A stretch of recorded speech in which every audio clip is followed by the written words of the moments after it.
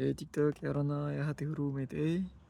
Bon, j'espère que tu vas bien. Écoute, ça fait un petit moment que j'ai essayé de me rappeler d'une histoire dont j'avais envie de te parler parce que moi, comme ça, dans ma vie, j'ai quelques histoires, j'ai quelques citations qui font foi tous les jours et qui m'aident à recentrer ma pensée par moment et à m'attacher aux valeurs qui sont importantes. Et cette histoire, elle a vraiment été marquante dans ma vie parce que elle m'a appris à rester un peu humble, à toujours remettre en doute ma vérité et à essayer de voir au-delà de juste les limites que mon cerveau a pu me fixer. Parce que souvent, quand on commence à accumuler de l'expérience, on a tendance à se dire que on a tout vu, on sait tout, etc.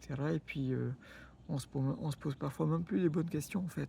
On en vient à penser que tout est reproduit à l'identique. Et en fin de compte, cette histoire, elle est carrément importante pour moi. Donc c'est pour ça que je me suis dit, je vais la partager avec vous et puis on verra si ça vous parle aussi. C'est l'histoire d'un savant et d'un sage. Un savant qui, toute sa vie, a accumulé énormément de savoir et en fin de compte, il est sans cesse en quête de nouveaux savoirs, sans cesse en quête de plus d'intelligence, etc. Et en fin de compte, on lui a parlé d'un vieux sage qui vit dans les montagnes, dans un temple, et on lui dit, bah écoute, si tu as déjà rencontré tous les grands savants du monde et que tu veux apprendre encore quelque chose de nouveau, tu peux aller voir ce vieux sage. Il a vu beaucoup de choses dans sa vie, il sait beaucoup de choses, donc tu auras peut-être quelque chose à apprendre de lui, quoi.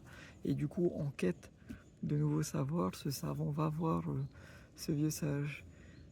Donc le vieux sage l'accueille gentiment et lui dit bah écoute, viens, on va prendre le thé, puis on va se poser.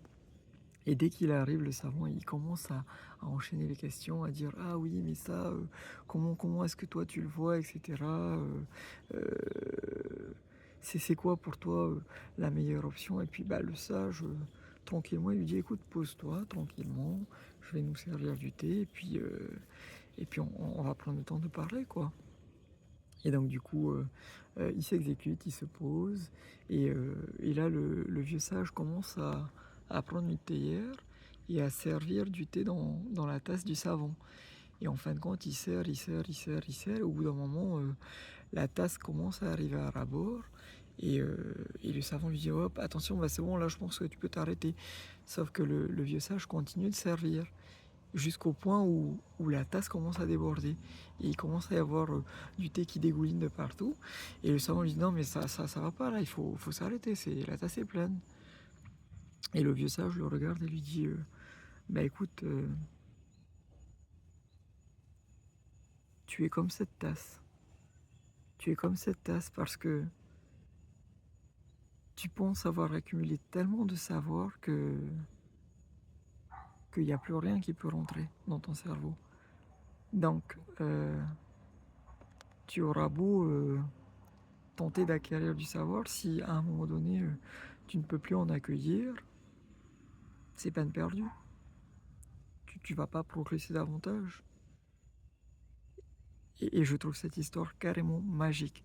Je la trouve magique parce qu'en fait, elle te rappelle que c'est pas parce que tu penses connaître toutes les choses que tu les connais forcément. La vérité a plusieurs points de vue. La vérité, elle n'est pas perpétuelle. Elle est liée à un cadre, à un environnement. Et si cet environnement évolue, la vérité est capable d'évoluer également. Donc, si, parce que tu penses avoir accumulé beaucoup de connaissances, beaucoup de compétences, tu penses détenir cette vérité de manière intemporelle, détrompe-toi. Et le meilleur moyen de faire fausse route, que ce soit dans ta vie personnelle ou dans ta vie professionnelle, c'est de penser que tu as toujours la vérité. C'est de penser que tes connaissances sont toujours les meilleures. C'est de penser que l'interlocuteur que tu as en face de toi n'a rien à t'apporter. Si tu suis ce chemin, tôt ou tard, tu te prendras des murs. Moi, c'est mon sentiment. Et en fin de compte, le travail le plus dur que je fais au quotidien dans ma vie professionnelle, mais aussi dans ma vie personnelle, c'est de me remettre en question. De me dire que même si ça fait 36 millions de fois que je fais la chose, il y a peut-être une autre vérité qui marche au mieux. Il y a peut-être une autre vérité qui me ferait économiser de l'énergie. Il y a peut-être une autre vérité qui me ferait gagner du temps.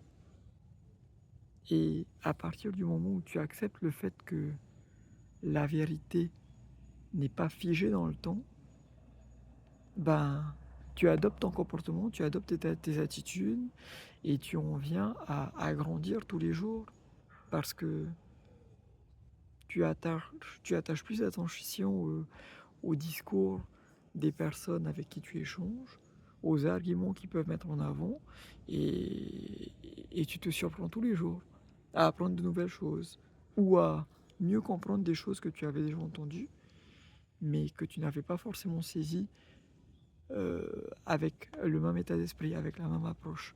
Et en fait, je pense que pour grandir en tant qu'être humain, c'est ça. Il faut se documenter, apprendre tous les jours, lire tous les jours, euh, faire un état des lieux des événements qui se passent dans sa vie pour en tirer des leçons.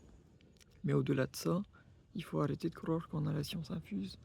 Et il faut arrêter de penser qu'on détient le savoir alors que on n'est qu'une petite brique de l'univers, quoi. Une minuscule petite brique. Et la vérité, elle est bien plus large, bien plus longue, bien plus grande. Voilà, voilà. Bah écoute, dis-moi en commentaire si ça te parle, cette petite histoire. Je suis pas sûr de l'avoir très bien racontée, mais il me tardait tellement de la raconter que je pouvais plus attendre. Ça fait tellement longtemps que je recherche l'histoire. Je t'ai pas raconté la version longue. Si tu cherches sur internet le savon, le sage et la tasse, tu trouveras l'histoire complète. Donc là, je te l'ai vraiment résumé pour arriver à mon point à moi. Euh, voilà, bah écoute, j'espère que ça t'aura plu. Bonne soirée. Marumete, yamete,